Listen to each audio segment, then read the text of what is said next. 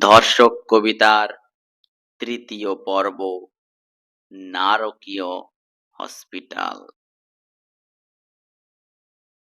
Transfer হলো আমার রোগী, চিন্তিত আমি তাই। কোথায় পাবো সুচিকিৎসা, কোথায় গেলে ঠাঁই? ৫০০ টাকা গুজলে হাতে মিলবে রোগীর বেড। আইসিইউ এ বেডের অমিল যদি না থাকে তোমার রিলেটেড। ঔষধের কালোবাজারি, বীর্য পাচার রোজ। জুনিয়র তুমি চুপটি থাকো, অত কিসের খোঁজ? সুপার তুমি নিশ্চিন্তে ঘুমাও অন্ধ চশমা পরে। কেমন করে নিশীথ রাতে জানোয়ার ঢোকে ঘরে? প্রিন্সিপালের পোষ্য গণ্ডা, ধর্ষক আছে সাথে।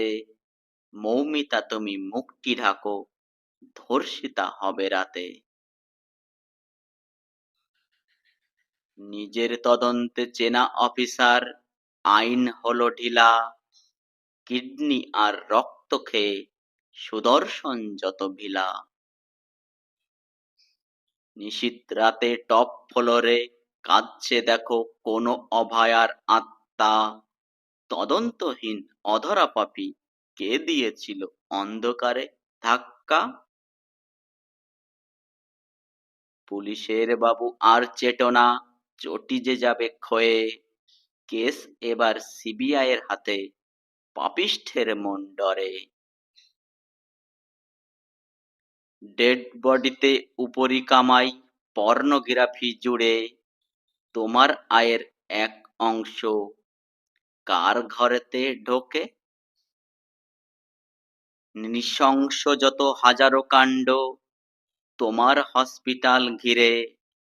মুখোশ তোমার খুলবে এবার, জনগণ উঠেছে ক্ষেপে। মশাল হাতে রাজপথে হাজার নরনারী। মহারানী এবার পথে নেমেছেন, তিনিও চান ফাঁসি।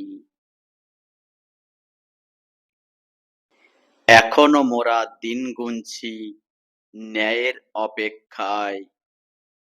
তারিখের পর তারিখ আসছে,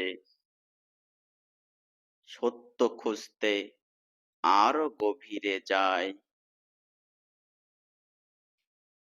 ধন্যবাদ। অর্থহীন কবি।